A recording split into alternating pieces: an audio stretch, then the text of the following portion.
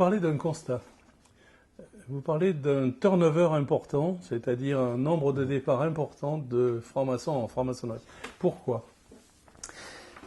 Pourquoi? Une des raisons, selon moi, c'est que l'Église chrétienne étant moins présente qu'elle a pu l'être au siècle dernier, il y a un besoin de spiritualité. L'humain ne peut pas vivre sans spiritualité. Et la franc-maçonnerie est une des voies qui, aujourd'hui, s'ouvre à ceux qui sont en recherche. Malheureusement, la communication de la maçonnerie n'est pas toujours très claire. Et il y a des préjugés qui existent. Pour certains, on entre en maçonnerie parce qu'on va y trouver du pouvoir, on va y trouver des gens puissants, on va trouver. Et puis, en fait, on ne trouve pas du tout ça. Certains ne savent pas du tout ce qu'ils vont y trouver. Et ils restent toute leur vie parce qu'ils ont trouvé ce qu'ils ne cherchaient pas, mais ce dont ils avaient besoin. Mais beaucoup de gens viennent pour y chercher quelque chose et dès qu'ils ne trouvent pas, démissionnent. Et c'est pour ça qu'il y a beaucoup de démissions. De démissions, c'est de la déception en fait. Voilà. Donc, pour résumer, on est déçu parce qu'on n'a pas trouvé ce qu'on venait y chercher. À quoi sert une enquête? L'enquête sert à faire travailler, il faut vraiment le prendre un peu comme un rituel. Le rituel ne sert pas à ouvrir, le rituel sert à poser un égrégore, sert déjà à se poser soi-même. Eh bien, l'enquête, c'est la même logique. Ça sert à faire travailler l'enquêteur. Et l'enquêteur, en progressant, tout comme il va pouvoir progresser en occupant chacune des fonctions de l'atelier, jusqu'à devenir vénérable ou devenir couvreur, eh bien là, devenir enquêteur, ça fait partie des fonctions. Donc ça, c'est pour l'atelier. Et puis, faire rentrer un candidat sans faire une enquête en disant, écoutez, donnez votre chèque et puis on vous fournira un tablier ou allez acheter votre tablier, donnez votre chèque de capitation et rentrez chez nous, ça supprimerait en fait toute la porte. Et la porte, c'est précisément dans une voie initiatique ce qui fait la différence entre le monde profane et le monde sacré. Profane, profanum, c'est ce qui se trouve devant la porte. Et de mettre une porte, c'est ce qui se trouve entre l'extérieur et l'intérieur. Donc l'enquête, elle sert aussi à cela. Il y a une phrase qui dit « Le diable se cache souvent dans les détails ». Quels sont les détails qu'il ne faut absolument pas rater pour préparer une enquête? En fait, si le recrutement consistait en une forme de recrutement d'entreprise, je le disais tout à l'heure, il suffit de prendre un algorithme, l'algorithme fera très bien le travail, il va analyser tous les critères et on va vous dire de manière informatique, voilà, vous avez 88,7% de chances que ce candidat soit toujours présent au bout de 3 ans et devienne un bon grand maître dans 15 ans. Bon, ça, il n'y a pas besoin en fait de faire des enquêtes pour ça. L'informatique, je le disais, pourrait se charger de cette fonction. En revanche, le détail, je vais aller au-delà, c'est ce qu'on sent, c'est ce petit quelque chose. Je vais reprendre une phrase de Ralph Waldo Emerson, le philosophe américain, qui disait « Ce que tu es parle si fort que je n'entends pas ce que tu dis ».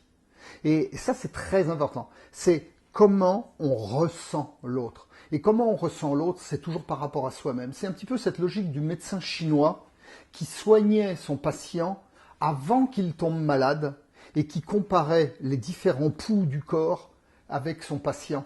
Eh bien, c'est la même chose. On sert soi-même de modèle, on est le fil à plomb et on va se retrouver confronté à quelqu'un qui va devenir notre frère. Et c'est notre propre fil à plomb qui va permettre de juger le fil à plomb de l'autre. Maintenant, qui est assez fort et qui est assez voyant pour dire il va devenir un bon et légitime maçon? Comment peut-on le savoir? Il n'y a que du feeling qui peut, c'est de la prévision, personne ne sait. Dans la chaîne qui va du parrain, celui qui a détecté un candidat, jusqu'à l'épreuve du bandeau, qui fait quoi? Qui doit faire quoi? Quelles sont les clés de ce process? Il n'y a pas forcément de réponse à cela. Parce qu'il existe aujourd'hui, et aujourd'hui au XXIe siècle, un processus de recrutement en maçonnerie qui est devenu différent de celui du XXe et du XIXe. Celui du XIXe, la maçonnerie était une maçonnerie où il y avait un parrain. La maçonnerie anglaise, il y a carrément un parrain. Il n'y a pas d'autre choix. La cooptation est très importante, et le parrainage du moins. En maçonnerie, aujourd'hui, combien de candidats arrivent par le site internet de l'obédience? Il suffit d'aller remplir. Donc on n'a pas de parrain. Ou le parrain, on le met juste avant l'épreuve du miroir parce qu'il faut en mettre un derrière le miroir. Donc le parrain n'existe pas forcément. Les enquêteurs, Aujourd'hui, c'est pas toujours très simple dans les loges que nous avons de trouver 3 enquêteurs très compétents et puis d'être dans une loge aussi très initiatique. On est dans des loges parfois où le discours politique ou le discours social prend le dessus et aller trouver quelqu'un qui a cette faculté de comprendre la partie initiatique de la maçonnerie. On fait du recrutement en disant il est sympa, il a sa carte au parti comme nous, il vote comme nous, donc recrutons-le.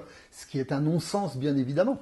Mais en maçonnerie, théoriquement, on devrait être connecté à de l'initiatique proprement dit. Et il faut aussi savoir que dans la maçonnerie anglaise, quand il y a un problème avec un jeune maçon, avec un apprenti, l'apprenti ne passe jamais entre les colonnes, c'est le parrain qui se présente et qui va justifier des erreurs de son filleul. Chez nous, on passe l'apprenti entre les colonnes, le parrain n'a donc pas la même importance. Donc le processus n'est pas le même et il n'y a pas vraiment de vérité en la matière. Il y a un pari. Vous dites que l'assiduité, c'est l'épine dorsale de la durabilité. Et la question qu'on peut se poser, c'est cette assiduité, est-ce qu'elle peut se détecter à l'avance ? Ça, c'est très très compliqué. C'est impossible. Le bien malin qui peut dire ce candidat va être extrêmement assidu. Dans beaucoup de rituels, il est demandé, monsieur, vous engagez-vous à une parfaite assiduité à raison de 2 tenues par mois. Et j'ai jamais vu un candidat dire, bon écoutez, je viendrai si le match de foot ne m'intéresse pas. Bien sûr que tout le monde jure mordicus qu'il sera présent, les 2 tenues, l'instruction, et qu'il sera un merveilleux frère. Mais si la curiosité t'a conduit ici, va-t'en, hein, c'est ce qui est écrit dans le cabinet. Là, ils viennent, ils jurent qu'ils vont être présents. Maintenant, pour certains, et là, ça revient à la première question de tout à l'heure, ça ne correspond pas à ce qu'ils voulaient y trouver, et à ce moment-là, ils viennent beaucoup moins jusqu'à ne plus venir du tout. Mais je dirais presque que c'est un beau cadeau qu'ils font aux loges, parce que quand ils viennent plus, petit à petit, ils se désolidarisent de la loge, et petit à petit, la loge ne garde que le bon grain. Voilà, c'est ça qui est important. Qu'est-ce qu'il faut dire et ne pas dire des 2 côtés ? Au moment de l'enquête, il n'y a pas forcément de règles, parce qu'il y a des candidats qui sont prêts à entendre certaines choses et d'autres pas. Il y a des recruteurs, qui font des enquêteurs, qui vont être capables de dire certaines choses qui vont être utiles et d'autres qui en disent trop. Maintenant, je pense que c'est important de faire preuve justement de discernement à chaque fois et vouloir faire une règle en disant ça on a le droit de le dire mais ça surtout pas. Ça, c'est absolument ridicule. Et vouloir automatiser, systématiser et mettre des règles et des normes, c'est le meilleur moyen de faire un atelier qui va s'écrouler en peu de temps. La maçonnerie, c'est fait d'humains, ça repose sur des humains, et si on n'a pas l'intelligence au pouvoir, à ce moment-là, remplaçons le vénérable par un algorithme, c'est Big Brother, et la maçonnerie devient électronique. Et à ce moment-là, moi je vais pouvoir donner ma démission, c'est moi qui vais partir, ça n'a plus aucun sens. Existe-t-il des techniques d'interview performantes ? Il existe des techniques d'interview et j'en parle dans ce livre, achetez-le. Mais non, il n'y a pas de techniques performantes. Il y a simplement des techniques qui sont destinées et qui sont meilleures pour certains êtres. Mais vous imaginez s'il faut répéter, si la maçonnerie était simplement de répéter des rituels maçonniques ou rituels de recrutement, rituels d'enquête, si ça fonctionnait de manière aussi simple. Mais je vous dis, on ferait faire le travail à un ordinateur. Donc il n'y a pas une technique particulière. Celle que je préconise, moi, c'est celle de l'humain. C'est-à-dire que je suis en face de vous, je vous écoute, je vous pose une question, et si je suis un bon maçon qui a fait son travail, qui est allé chercher la vérité au fond du puits, je suis en face de vous, si moi je me suis trouvé, je suis centré, je vais vous reconnaître parce que vous allez vibrer, et nos 2 vibrations vont être alignées. Si je sens ce potentiel, cette graine au fond de vous, j'ai envie que cette graine vienne à éclore et je vais avoir envie d'être le jardinier qui va vous aider. Et à ce moment-là, je suis un recruteur qui va vous accompagner et je sens que vous êtes la bonne graine. Maintenant, si je sens que c'est utile parce que vous êtes un prochain ministre ou un directeur de cabinet, je sens qu'en plus vous êtes ou peut-être un concessionnaire du coin et j'ai besoin de changer de voiture, on n'est plus dans de la maçonnerie, on est dans un club service, on fait du business et à ce moment-là, ça n'a plus rien à voir avec la maçonnerie. Les 3 enquêteurs font un rapport. pour l'atelier, puisque c'est eux qui voient le candidat. C'est pour vous, c'est quoi un rapport efficace? Un rapport efficace, ça c'est important, c'est déjà un rapport qui fait moins d'une page. Lorsqu'un rapport fait 2 à 3 pages, que vous en avez 3, ça fait 6 pages. Ça veut dire que avant de voter la seconde attache pour accueillir sous le bandeau, afin de voter la troisième attache, celle qui va conduire à l'initiation, donc ce candidat, on va assister à 40 minutes de lecture qui va être soporifique. Et au moment où l'auditoire va accueillir ce candidat, après 40 minutes de lecture, tout le monde est endormi, on n'a plus aucune acuité. Donc un bon rapport d'enquête, c'est un rapport bref. C'est-à-dire qu'il couvre l'essentiel, mais assez rapidement, il ouvre à des bonnes questions et va permettre de garder l'esprit ouvert, aiguisé pour aller chercher et aller sentir ce qui se passe chez ce candidat. Voilà le bon rapport. En fait, qui est initiable et qui ne l'est pas?